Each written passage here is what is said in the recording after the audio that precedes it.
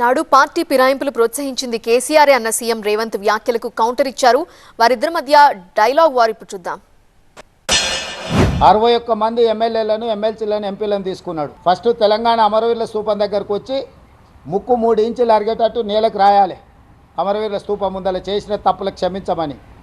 రెండవది, మా ప్రభుత్వం వచ్చిన నెల తిరగకముందే ఈ ప్రభుత్వం పడిపోతుంది, 100 రోజులు కూడా ఈ ప్రభుత్వం మనుగడ సాగించదని చెప్పి కేసీఆర్, కేటీఆర్, హరీషే కదా అన్నది.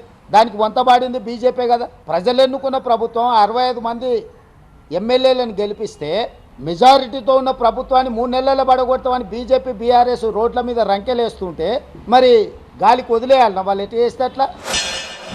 రేవంత్ రెడ్డి, నువ్వు మొగోను అయితే నీకు దమ్ముంటే తీసుకున్న 6 ఎమ్మెల్యేలతో రాజీనామా చెప్పి ఓట్లతోని కొట్టి